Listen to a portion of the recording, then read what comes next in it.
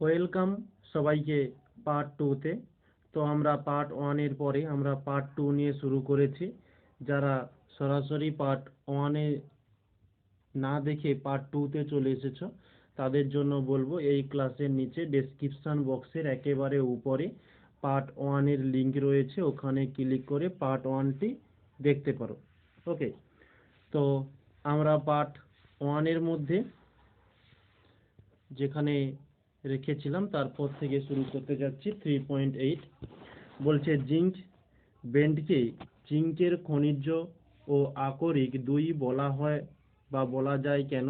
এই যে অ্যান্সারটি রয়েছে। অথবাতে বলছে থার্মিট মিশ্রণ কি? নেক্সট পেজে তুলে ধরেছি, থার্মিট মিশ্রণ বা থার্মিট পদ্ধতি বলা হয়ে থাকে। ওকে, আচ্ছা, এখানে এই 3.9 এই প্রশ্নটির অ্যান্সার কিন্তু এটা নয়, এটা 3.8 এর অথবার কোশ্চেনের অ্যান্সারটি এখানে রয়েছে। নেক্সট পরবর্তী কোশ্চেন যেটা এখানে দেওয়া রয়েছে, একটি বিক্রিয়া দ্বারা দেখাও যে ইথিলিন ও অ্যাসিটিলিন একটি অসম্পৃক্ত যৌগ। এইটি কোশ্চেনটি নেক্সট পেজে তুলে ধরেছি। এই যে এই ব্রোমিন সংযোজন, এর কোশ্চেনের অ্যান্সারটি এটা রয়েছে। পরবর্তী কোশ্চেন গ্রুপ ডির 4.1 কি বলছে? বেলুন ফোলালে চাপ বৃদ্ধির সঙ্গে সঙ্গে আয়তন বৃদ্ধি পায়, এটা কি বয়েলের সূত্রের বিরোধী? ব্যাখ্যা করো। এই যে অ্যান্সারটি রয়েছে। নেক্সট বলছে তাপমাত্রার পরম স্কেলে প্রমাণ চাপে জলের হিমাঙ্ক মান কত হয়ে থাকে? 273 কেলভিন হয়ে থাকে। পরবর্তীতে একটা ম্যাথমেটিক্যাল প্রবলেম রয়েছে, কি বলছে দেখে নেব।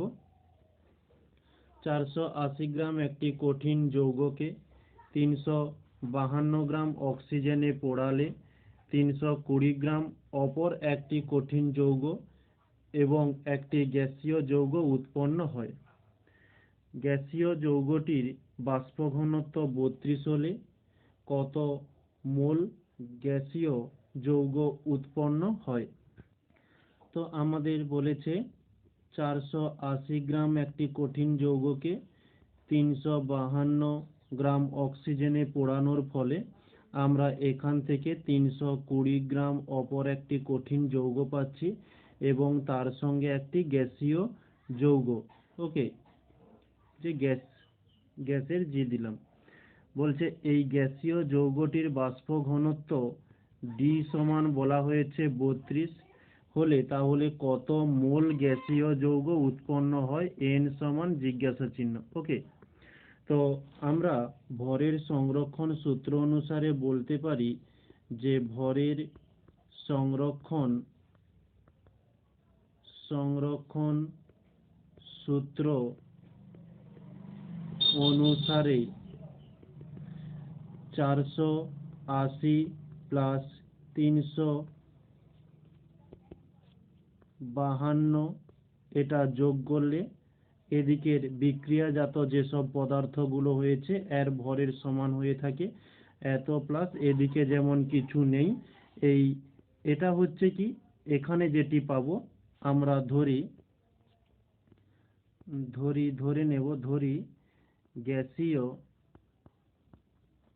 গ্যাসীয় পদার্থের বা গ্যাসীয় যৌগের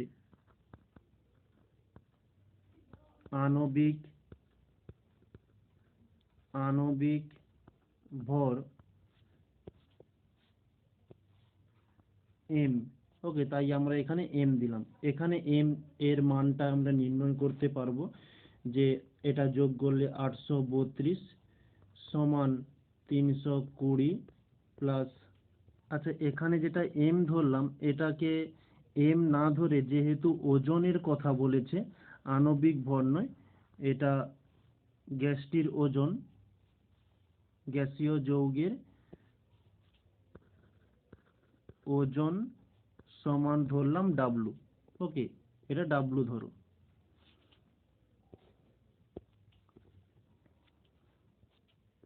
ডাব্লু, তাহলে এখান থেকে ডাব্লু এর মানটা নির্ণয় করব। তাহলে ডাব্লু সমান পেয়ে গেলাম 832 - 320। এটি পাচ্ছি 512। তাহলে এখান থেকে আমরা ডাব্লু এর মানটা পেলাম। যেহেতু আমাদের এন চেয়েছে, এন এর সমীকরণ কি হয়ে থাকে, যে ডাব্লু বাই এম। ওকে, তো এটা হচ্ছে আমাদের ডাব্লু এর মান নির্ণয় হলো। তাহলে ডাব্লু এর কাছে আমরা লিখতে পারি 512। আর এমটা কি, আমরা এমটা কিভাবে নির্ণয় করব, আমরা লিখতে পারি অতএব এম সমান 2d।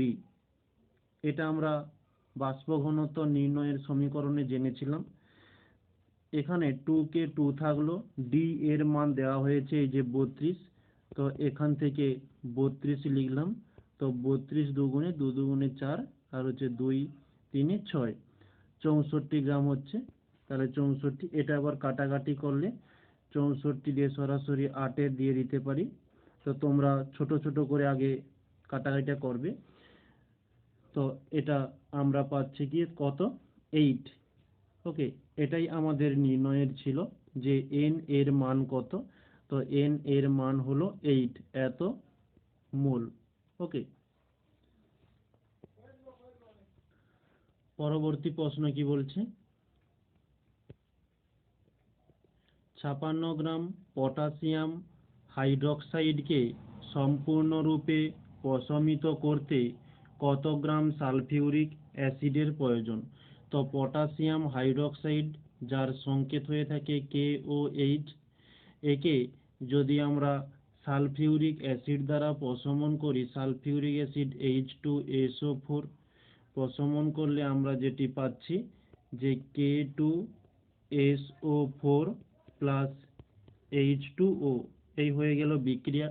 ব্যালেন্স করার জন্য এখানে 2, এদিকে 2 দিলাম। এবারে আমরা আমাদের এই যে বিক্রিয়াজাত পদার্থগুলো উৎপন্ন হয়েছে, এগুলো আমাদের প্রয়োজন নেই, কেবলমাত্র এই দুটোর প্রয়োজন, এই দুটোই আমাদের চেয়েছে। তো 2 কে 2 এলো, কে এর আণবিক ভর দেওয়া রয়েছে প্রশ্নের মধ্যে 39, প্লাস ও এর 16, প্লাস এইচ এর 1। তাহলে এটি আমরা যোগ করলে পেয়ে যাচ্ছি 56, গুণ করলে পাচ্ছি 112। ঠিক এদিকে H2SO4 এরও নির্ণয় করব। এইচ এর 1, দুটো এইচ রয়েছে, 2 দিয়ে গুণ দিলাম, প্লাস এস এর হয়ে থাকে 32, প্লাস ও এর 16, 4টি ও রয়েছে, 4 দিয়ে গুণ দিলাম। তো 1 2 এ 2, প্লাস 32, প্লাস 16 4 64, এটা যোগ করলে 4 2 এদিকে 2 8 হচ্ছে 6 3 9। এবারে আমরা যেটি এখানে লিখব যে 112 গ্রাম KOH কে প্রশমিত করার জন্য 98 গ্রাম H2SO4 প্রয়োজন। তাহলে আমাদের প্রশ্নে কতটা বলেছে, যে 56 গ্রাম KOH কে প্রশমিত করার জন্য কতটা আমাদের সালফিউরিক অ্যাসিড লাগবে, যে 98/112 ইন্টু 56 মানে 56। ওকে, এটা আমরা যদি গুণ করি, এই 56 কে 2 দিয়ে চলে যেতে পারে।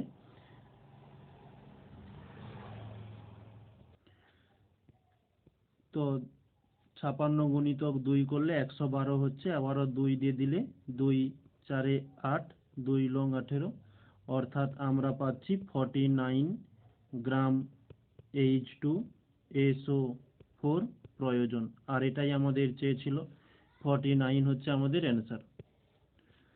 পরবর্তী কোশ্চেন কি বলছে, তরলের আপাত ও প্রকৃত এই দুই ধরনের প্রসারণ গুণাঙ্ক থাকে কেন, এই যে অ্যান্সারটি রয়েছে। নেক্সট বি তে বলছে তাপ পরিবাহিতাঙ্কের SI একক কি হবে, সেটি W M inverse K inverse. Next পরবর্তীতে একটি উত্তল লেন্সের ফোকাস দূরত্ব 15 সেন্টিমিটার। একটি সিরাপের বোতলের ছোট ছোট অক্ষরগুলি পড়তে চাইলে লেন্সটিকে কোথায় রাখতে হবে, যুক্তিসহ লেখো। এক্ষেত্রে প্রতিবিম্ব সদ না অসদ, এই অ্যান্সারটি তুলে ধরা হলো। পরবর্তীতে একটি প্রিজমের আই মাইনাস ডেল, এটি ডেল হবে এখানে, লেখচিত্র অঙ্কন করো, যেখানে আই হলো আপতন কোণ ও ডেল হলো চ্যুতিকোণ। লেখচিত্রে ন্যূনতম চ্যুতিকোণ ডেল এম চিহ্নিত করো। ওকে, এই যে অ্যান্সারটি এখানে তুলে ধরেছি, তো এখানে এই ভাষাটি তার সঙ্গে এই চিত্রটি দুটোই একসঙ্গে করবে। নেক্সট বলছে তড়িৎচুম্বকীয় তরঙ্গগুলির মধ্যে কোনটির তরঙ্গদৈর্ঘ্য সবচেয়ে বেশি? এটি হয়ে থাকবে বেতার তরঙ্গ। ওকে, নেক্সট পরবর্তী কোশ্চেন বলছে অবতল দর্পণ দ্বারা সদ, অবশীর্ষ ও বড় প্রতিবিম্ব কিভাবে গঠিত হয় তার একটি লেখচিত্রের অঙ্কন করে বর্ণনা করো। এই যে লেখচিত্র, তার সঙ্গে বর্ণনা তুলে ধরেছি।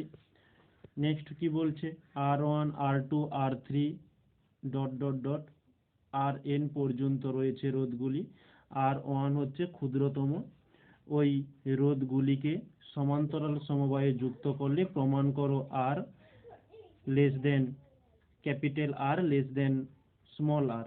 ওকে, এখানে যেটা ক্যাপিটাল R ধরা হয়েছে, এখানে সেটা ক্যাপিটাল R P নামে পরিচিত করেছে, এবং এই স্মল r1 কে এখানে ক্যাপিটাল R1 দ্বারা চিহ্নিত করেছে। আর পুরোটা সেম। আমাদের প্রশ্নের মধ্যে দেখো যে R1 R2 R3 রয়েছে, আর এখানে যে অ্যান্সারটি তুলে ধরেছি ক্যাপিটাল R দ্বারা চিহ্নিত হয়েছে, তো এখানে ক্যাপিটাল R গুলোর পরিবর্তে তোমরা স্মল r লিখে দিও। নেক্সট পরবর্তীতে রোধাঙ্ক ও পরিবাহিতাঙ্কের মধ্যে সম্পর্ক নির্ণয় করো। এই যে রোধাঙ্ক এবং পরিবাহিতাঙ্কের মধ্যে সম্পর্ক। তারপরে বলছে আন্তর্জাতিক পদ্ধতি অনুসারে আর্থ তারের রং কি হয়ে থাকে? এটি সবুজ বা হলুদ হয়ে থাকে।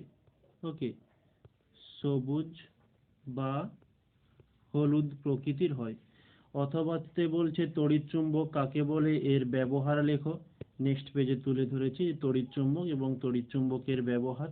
ওকে, তো এখন আমরা যেটা করতে যাচ্ছি, তো এরকমই একটা ম্যাথ আমরা আগে একবার কমপ্লিট করেছি, সেটা সম্ভবত এই টার্গেট বই থেকে। তো তোমাদের ওখানে পদ্ধতিটা বলেছিলাম, যারা ওই ক্লাসটিতে জয়েন করেছো খুবই ভালো, আর যারা জয়েন করোনি তাদের জন্য আর একবার বলছি, একটু দেখে নিও। এখানে বলছে যে তেজস্ক্রিয় বিঘটন, প্রথমে একটা নিউক্লিয়াস ছিল যার সংকেত বলছে ইউরেনিয়াম 238 এবং ক্রমাঙ্ক 92, এটি পরবর্তীতে পিবি এবং যার ভর সংখ্যা 206 এবং 82 ক্রমাঙ্ক গঠন করে। এখানে কয়টি আলফা এবং কয়টা বিটা কণা নিঃসৃত হয়েছে সেটা আমাদের নির্ণয় করতে বলেছে। তো আলফা কণা নির্ণয়ের জন্য সেখানে যে পদ্ধতিটা বলেছিলাম, এখানেও ঠিক একই রকমের পদ্ধতি বলছি, একটু মন দিয়ে শুনবে। তো এই যে প্রথমে যে ভর সংখ্যাটি রয়েছে 238, তার সঙ্গে এদিকে পিবির দেখো 206, এটা 206 মাইনাস করব, মাইনাস করলে আমরা পেয়ে যাব 32। তো এই 32কে পরবর্তী ধাপে কি করব, আমরা 4 দিয়ে ভাগ করব। 4 8 32 হচ্ছে, 8 হচ্ছে আমাদের অ্যান্সার। ওকে, তো এই পদ্ধতিটা তোমরা ফলো করো। এটা হচ্ছে আলফা কণা নির্ণয়ের পদ্ধতি হয়ে গেল। বিটা কণা নির্ণয়ের জন্য পদ্ধতিটা কি? বিটা কণার জন্য এই যে 8 নির্ণয় হয়েছে, এখানে 8 তার সঙ্গে 2 গুণ করব, তাহলে পাচ্ছি 8 দুগুণে 16। ওকে, 16 থাক। তারপরে দিয়ে 92 এবং 82 এদেরকে মাইনাস করে 92 মাইনাস 82 মাইনাস করলাম, পেলাম 10। এই 16 থেকে আমরা এই 10কে মাইনাস করব, পেয়ে গেলাম 6। এটি হচ্ছে আমাদের বিটা কণা। ওকে, তো আমরা তিনটি কণা জানি, আলফা, বিটা এবং গামা। আলফার জন্য এই সমীকরণ, বিটার জন্য এই সমীকরণ, গামার জন্য গামা নির্ণয় হলে কোনো ভর সংখ্যার পরিবর্তন হবে না, যদি বলে কয়টি গামা নির্ণয় হয়েছে বা ওটি বলে দেবে যে নির্ণয় করা যাবে না। ওকে, তো পরবর্তী যে ম্যাথটি দেওয়া রয়েছে এটা একটা খুব সুন্দর ম্যাথ। আমরা এতগুলো প্র্যাকটিস সেট কমপ্লিট করলাম কিন্তু এরকমই ম্যাথ আমরা একটাও পাইনি। ওকে, তো একটু বুঝার চেষ্টা করবে, খুব ইজি ম্যাথ। হিলিয়াম পরমাণুর নিউক্লিয়াসে, এখানে বলে দেওয়া আছে হিলিয়াম পরমাণুর নিউক্লিয়াস পরীক্ষা ভিত্তিক ভর 4.0015 AMU এবং প্রোটনদ্বয় ও নিউট্রনদ্বয়ের ভর যথাক্রমে 2.01456 AMU এবং 2.01734 AMU। তারপরে বলছে হিলিয়াম পরমাণুর ভর ত্রুটি নির্ণয় করো। ওকে, তো ভর ত্রুটি নির্ণয়ের আমরা যে সমীকরণটি জেনে থাকি সেই সমীকরণটি হলো যে ডেল এম সমান, এটা হচ্ছে ভর ত্রুটি, ডেল এম সমান Z MP, Z into MP plus A minus Z into M N, এটাকে একটা ব্র্যাকেটের মধ্যে রাখলাম, মাইনাস ক্যাপিটাল এম। এবারে কোনটা কি সেটা আমি বলে দিচ্ছি। এখানে যেহেতু হিলিয়াম পরমাণু বলেছে তাহলে আমরা লিখতে পারি যে হিলিয়াম পরমাণুতে নিউক্লিয়াসে বা হিলিয়াম পরমাণুর নিউক্লিয়াসে প্রোটন কয়টি থাকে, যে প্রোটন আমরা প্রোটনকে জেড দ্বারা চিহ্নিত করব, প্রোটন হচ্ছে 2টি থাকে। ওকে, হিলিয়ামের সংকেতটা কি হয়ে থাকে 8e2 এবং মাথাতে থাকে 4। ওকে, এখান থেকে আমরা নির্ণয় করেছি যে 2টি প্রোটন থাকে এবং নিউট্রন কয়টি থাকবে, নিউট্রন যাকে আমরা এ মাইনাস জেড বলে থাকি, এটি হয়ে যাবে যে 2টি। ওকে, তাহলে আমাদের এখানে জেড এবং এ মাইনাস জেড এর মানটা পেয়ে গেলাম। এবারে নেক্সট পরবর্তীতে আমাদের প্রশ্নে দেখো এই প্রোটনদ্বয় ও নিউট্রনদ্বয়ের ভর, তাহলে প্রোটনের ভর যেটা, প্রোটনের ভর আমরা একে এম পি দ্বারা চিহ্নিত করব, দেওয়া রয়েছে 2.01456। ওকে, আর নিউটনের ভর কি বলছে, আচ্ছা এটাকে এদিকে লিখি, যে নিউটনের ভরকে আমরা এম এন দ্বারা চিহ্নিত করব। এম এন কি বলছে 2.01734। ওকে, নেক্সট পরবর্তীতে আমাদের এই প্রথম লাইনেই দেওয়া রয়েছে পরীক্ষা ভিত্তিক ভর। এই পরীক্ষা ভিত্তিক ভরটা কি, যে পরীক্ষা ভিত্তিক ভর যাকে আমরা ক্যাপিটাল এম দ্বারা চিহ্নিত করি 4.0015। তো আমাদের নেক্সট যেটা চেয়েছে ডেল এম সমান জিজ্ঞাসা চিহ্ন, মানে ভর ত্রুটি সমান জিজ্ঞাসা চিহ্ন। এতক্ষণ পর্যন্ত আমরা কিছুই করিনি, কেবলমাত্র ভর ত্রুটির সমীকরণটা করেছি এবং আমাদের প্রশ্নের মধ্যে যেগুলো দেওয়া ছিল সেগুলোতে তুলেছি। এবারে আমরা ওই সমীকরণের মধ্যে মানগুলো পুট করলেই আমরা অ্যান্সারটি নির্ণয় করতে পারবো। তো সমীকরণটা আরেকবার লিখে নিই, del M Z into MP plus A minus Z, এদিকে M N minus capital M. তো জেড এর মান কত ছিল 2 ইন্টু এমপি এর মান 2.01456 প্লাস এ মাইনাস জেড যেটা নিউটন সংখ্যা হয়েছিল 2 ইন্টু mn এর মান 2.01734, এটা একটা বন্ধনীর মধ্যে থাকলো, মাইনাস m এর মান হয়ে যাবে 4.0015। ওকে, তো এটা আমরা গুণ করলে পেয়ে যাচ্ছি 4.02912 প্লাস এটা আমরা গুণ করলে পাচ্ছি 4.03468, এটাকে ব্র্যাকেটের মধ্যে রাখলাম, মাইনাস 4.0015।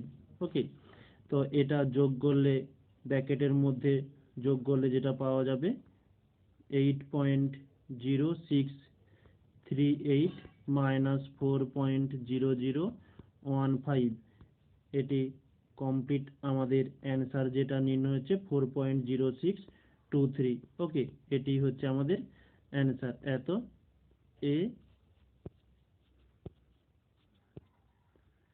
AMU, এটি হচ্ছে আমাদের অ্যান্সার। পরবর্তী কোশ্চেন কি বলছে, এ বি সি তিনটি মৌলের পরমাণু ক্রমাঙ্ক যথাক্রমে এত, বি তৃতীয় পর্যায়ের নিষ্ক্রিয় মৌল। তো যেহেতু আমাদের এখানে বলা রয়েছে বি তৃতীয় পর্যায়ের নিষ্ক্রিয় মৌল, অর্থাৎ আমরা লিখতে পারি যে নিষ্ক্রিয় মৌল তৃতীয় পর্যায়ে একজন রয়েছে, যেটি আর্গন, যার ক্রমাঙ্ক হয়ে থাকে 18। তাহলে আমাদের এই পারমাণবিক ক্রমাঙ্ক বি এর ক্রমাঙ্ক কত বলছে, জেড, তাহলে এখান থেকে লিখতে পারি জেড সমান 18। তারপরে কি বলছে, এদের ইলেকট্রন বিন্যাস ও পর্যায় সারণীর অবস্থান লেখো। আচ্ছা, প্রথমত এই জেড এর কারবারটা মিটিয়ে নিই, বা এ নাম দিয়ে আমরা এ লিখতে পারি। এ এর ক্রমাঙ্ক কি বলছে, জেড -1, তাহলে এ জেড এর পরিবর্তে লিখব কত, 18 - 1 সমান এ 17। এর ইলেকট্রন বিন্যাস হয়ে যাবে কি, কে সমান হচ্ছে 2 এবং এল কক্ষে থাকবে 8টি, এম কক্ষে থাকবে 7টি। এটি তৃতীয় পর্যায়, এর অবস্থানের কথাও বলেছে, তৃতীয় পর্যায় 17 নম্বর গ্রুপ। ওকে, এটা হচ্ছে এ এর জন্য হয়ে গেল। এবারে বি এর জন্য, বি এর ক্রমাঙ্ক কি ছিল, বি জেড, জেড এর কাছে কত লিখব, 18, তাহলে ইলেকট্রন বিন্যাস হবে কে, যার কক্ষে থাকবে 2টি ইলেকট্রন এবং এল কক্ষে থাকছে 8টি ইলেকট্রন, এম কক্ষে থাকবে 8টি ইলেকট্রন। এই হয়ে গেল আমাদের ইলেকট্রন বিন্যাস। ওকে, তো এর অবস্থান কিরকমই, এটিও হয়ে যাবে তৃতীয় পর্যায়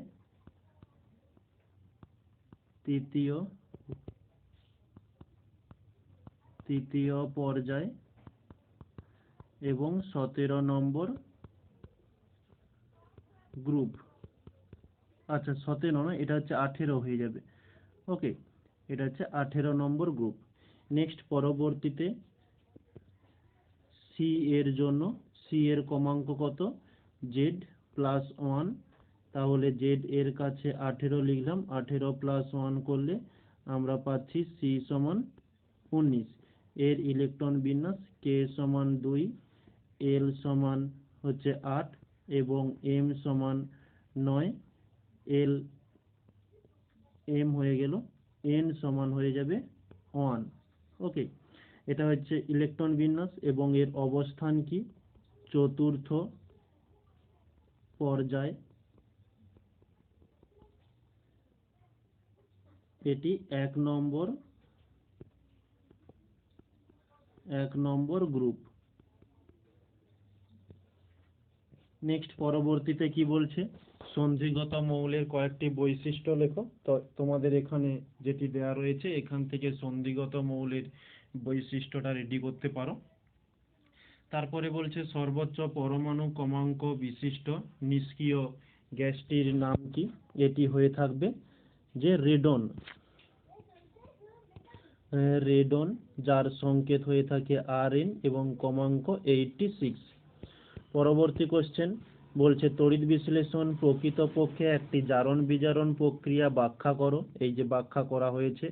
বলছে কোন সমযোজী যৌগের তড়িৎ দ্রবণ তড়িৎ পরিবহন, এটা হচ্ছে পরিবহন করে, এটা হয়ে যাবে জল, H2O, জল। নেক্সট বলছে কিপ যন্ত্রে, এটা হচ্ছে যন্ত্রে হবে, কিপ যন্ত্রে একটু টাইপিংটা মিস্টেক হয়ে গেছে, ঠিক করে নিও। কিপ যন্ত্রে প্রস্তুত করা যায় এমন একটি গ্যাসের নাম, এটি হয়ে থাকবে যে H2S। H2S। বলছে গ্যাসটি প্রস্তুতির প্রারম্ভিক রাসায়নিক সমূহ, এই যে রাসায়নিক সমূহ, সমিত রাসায়নিক সমীকরণ লেখো। এই যে রাসায়নিক সমীকরণ দেওয়া হয়েছে, এই গ্যাসটি এখানে বাদ দাও। পরবর্তী কোশ্চেন বলছে জৈব অবিশ্লেষ্য পলিমার কিভাবে মৃত্তিকা, এটা হচ্ছে মৃত্তিকা হবে, মৃত্তিকা দূষণ ঘটায় একটি জীবজ অণুর উদাহরণ দাও। তো প্রথম কোশ্চেনটি অ্যান্সার এই যে, তো একটি জীবজ অণুর উদাহরণ হিসাবে আমরা লিখতে পারি যে গ্লুকোজ। নেক্সট পরবর্তীতে বলছে ইথাইল অ্যালকোহল থেকে কিভাবে ডাই ইথাইল ইথার প্রস্তুত করবে। এই যে ইথাইল অ্যালকোহল থেকে ডাই ইথাইল ইথার প্রস্তুত করা হয়েছে, দেখে নিও। নেক্সট বলছে CH3CH2COOH এর কার্যকরী মূলকগত সমাবয়ব, এটা হবে বয়বের সংকেত লেখো। তো এটি CH3 ও CH2 আচ্ছা 3 হবে, এটা প্রশ্নে আমাদের 3 রয়েছে। CH3 CH2 এবং COOH এর অবস্থানগত এর কার্যকরী মূলক হয়ে যাবে কি, তাদের গঠন CH3 CH2 COOH, এটা হচ্ছে একটি, আর একটা হচ্ছে HCH, এইদিকে H এইদিকে C, দুদিকে দুটো H হয়ে যাচ্ছে, এক বন্ধন C ডবল বন্ড O, এক বন্ধন OH। ওকে, এই হচ্ছে দুটো গঠন। তো আজকের টপিকে আমাদের যেসব কোশ্চেনগুলো ছিল আমরা খুব সুন্দরভাবে কমপ্লিট করেছি। তো যদি কোনো সমস্যা তোমাদের থেকে থাকে অবশ্যই কমেন্টে জানাতে ভুলবে না। আর যাদের এই ক্লাসের মধ্যে মানে নতুন জয়েন্ট হয়েছে তাদেরকে বলে দেব, এর আগে আমরা প্রত্যেকটা মডেল কমপ্লিট করেছি এবং আমরা যে আজকের এই মডেলটা দুটো পার্টের মাধ্যমে কমপ্লিট করলাম, তার যে ফাইনাল পিডিএফটা রেডি হয়েছে, যদি তোমাদের প্রয়োজন হয় তাহলে তোমাদের কাছে পৌঁছে দেওয়ার জন্য একটি টেলিগ্রাম গ্রুপ করা রয়েছে, যার লিঙ্কটি তোমরা এই ক্লাসের নিচে ডেসক্রিপশন বক্সে পেয়ে যাবে। তো ওখানে ক্লিক করে জয়েন্ট হয়ে গিয়েও প্রতিনিয়ত ক্লাস শেষ হওয়ার কিছুক্ষণ পরেই তোমরা পিডিএফগুলো পেয়ে যাবে। ওকে, তাহলে থ্যাংক ইউ বলে আজকের ক্লাসটিকে এখানে সমাপ্ত করছি।